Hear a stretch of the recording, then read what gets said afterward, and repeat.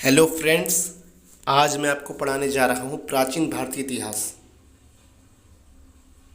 प्राचीन भारतीय इतिहास की शुरुआत कहाँ से हुई और ये कहाँ तक ख़त्म हुई, हम इसके बारे में आपको पूरा डेफिनेशन देंगे और इसके बारे में अच्छी तरह से समझाएंगे।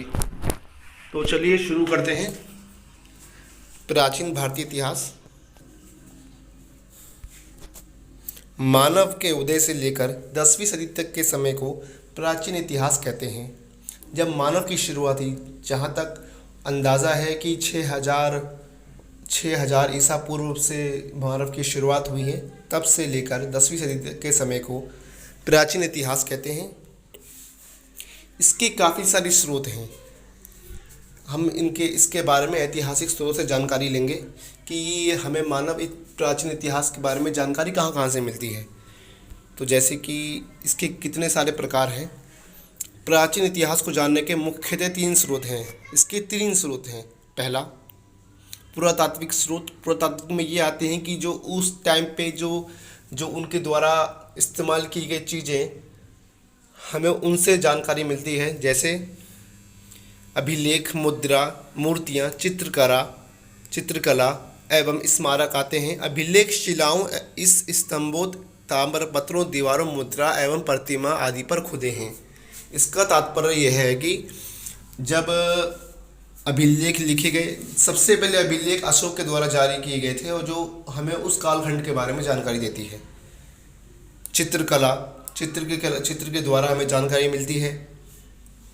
मुद्रा, मूर्तियाँ, हम इसके बारे में आगे और डिस्कस करेंगे।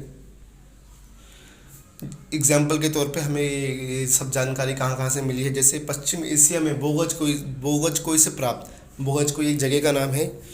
सबसे सर्वाधिक प्राचीन अभिलेख 1400 ईसा पूर्व में 4 वैदिक देवताओं इंद्र, मित्र, वरुण, नासत्य का उल्लेख मिलता है। जो 1400 ईसा पूर्व से अनुमान लगाया गया है कि ये 1400 ईसा पूर्व में अभिलेख है और वहाँ के हमें 4 वैदिक देवताओं के बारे में जानकारी मिलती है। बेसनगर एक जगह का नाम है, जहाँ से हमें गुरुण स्तंभ लेख, जो भागवत धर्म का प्रसार करती है,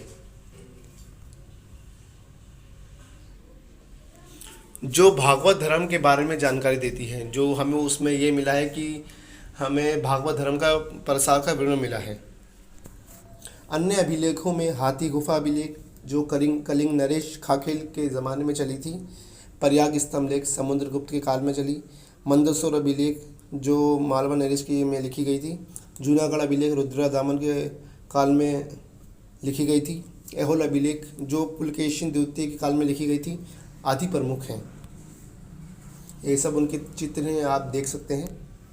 ये गरुड़ स्तंभ लेख है।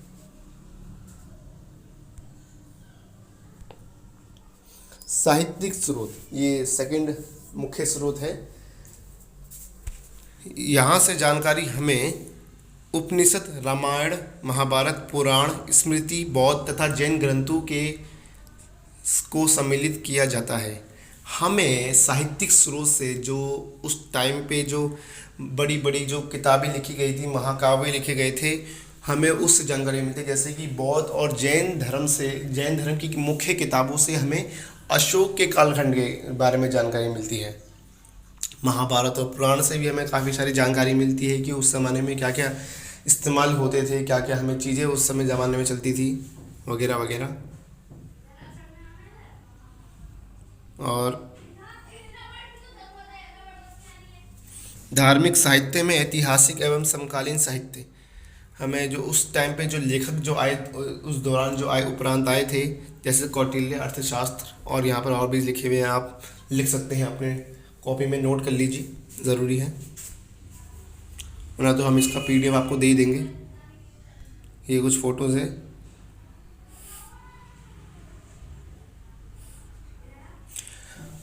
तीसरा है विदेशी यात्रियों से हमें सबसे मुख्य स्रोत है। विदेशी यात्रियों प्राचीन इतिहास की जानकारी प्राप्त होती है। यूनानी, रोमन, क्लासिकल लेखकों में केसियस तथा हेरोडोटस इतिहास के पिता का नाम उल्लेखनीय है। और आगे हम इसके एग्जाम्पल देखते हैं। सिकंदर के साथ भारत आने वाले विदेशी लेखक नियार्कस, अनेक्सिटिकस तथा अरिस्टोबुलस थे। अन्य विदेशी लेखकों में मेगास्थनीज, प्लूटार्क एवं स्ट्रोबो के नाम सम्मिलित हैं। मेगास्थनीज सेल्यूकस का राजदूत था जिसने इंडिका लिखी थी, जो चंद्रगुप्त के दरबार में आया था। और इस इंडिका में हमें मौर्य युगीन की समाज और संस्कृति की दशा मिलती है। हेनसांग का वृत्तांत सीओ की नाम से प्रसिद्ध है। ये एक चीन यात्री था जिसने सीओ की नाम से किताब लिखी थी।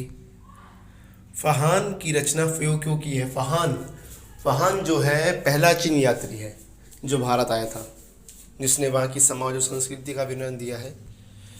अरबी लेखक अल-बरूनी जो महमूद गजनवी के साथ आया था, यानी कि 1100 पूर्व ईसा में आया था, और उसने काफ़ी सारे किताबें लिखी थी भारत के ऊपर, भारत की समाज और संस्कृति के ऊपर लिखी थी।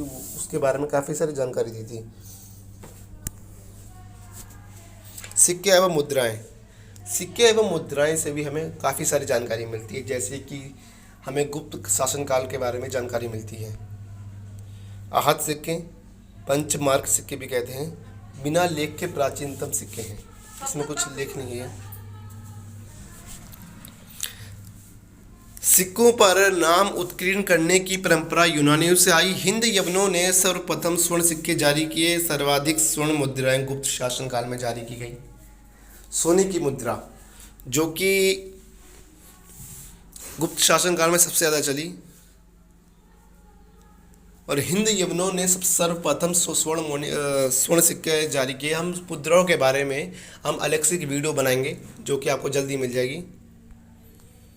समुद्रगुप्त को कुछ सिक्कों पर वीणा वादन करते हुए दिखाया गया है। यक्ष श्री सातकर्णी सातवाहन की मुद्रा पर जलपोत का चित्र उत्कीर्ण है, ये आप देख सकते हैं फोटो में।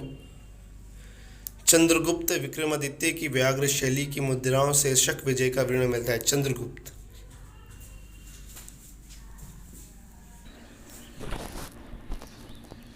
व्याघ्र शैली एक मुद्रा का नाम है जिसमें हमें शक विजय, जो उन्होंने शक के साथ जो युद्ध लड़ा था उसका विजय के बारे में जानकारी मिलती है। चित्र बनाया था ना। पश्चिमोत्तर भारत के सोहन घाटी क्षेत्र से पुरा पाषाण संस्कृति का साक्षी प्राप्त हुए हैं। पश्चिमोत्तर भारत जो पश्चिम में सोहन घाटी क्षेत्र में पुरा पाषाण यानी कि पुराने ज़माने, जहाँ जिस ज़माने में औजार यूज़ किए जाते थे, उस संस्कृति के बारे में जानकारी मिलती है। यहाँ स्थित चौंतरा नामक स्थान से हस्त कुठार तथा शल्क पाए गए हैं। ये दोनों चीज़ पाए गए हैं। होमो सेपियंस यानी कि ज्ञानी मानव 30,000 वर्ष पूर्व माना जाता है तथा उस समय मनुष्य जंगलों में निवास करते थे। समझ रहे हैं आप। एक कनिंगम को प्रागैतिहासिक पुरातत्व जनक कहा गया है। औजारों की प्रकृति के आधार पर प्रागैतिहास को 3 भागों में बांटा है। इसको पुरातत्व का जनक कहा गया है, जो कि औजारों से, जो उस ज़माने में ज़्यादातर मुख्यतः औजारों से ही हमें जानकारी मिली है।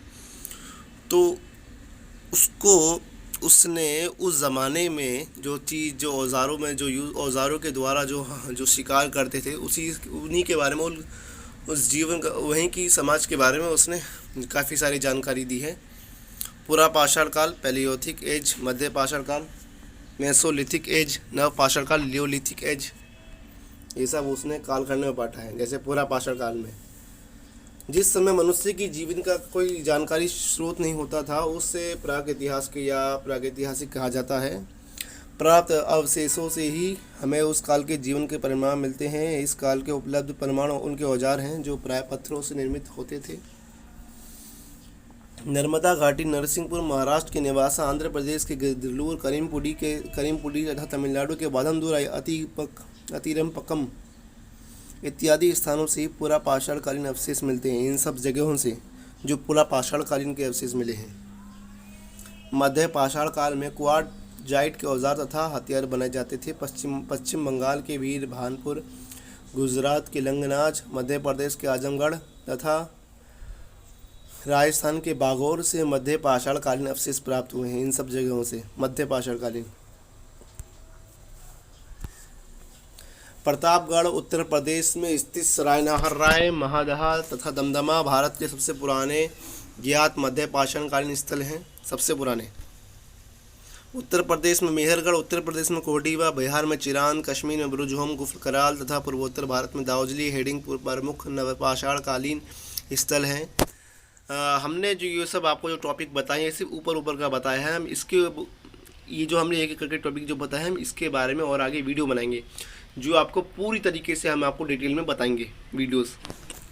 तो इस वीडियो को इसीलिए सब्सक्राइब कर लो और वीडियो को सब्सक्राइब मत करना, लाइक कर देना, शेयर कर देना और हमारे चैनल को सब्सक्राइब कर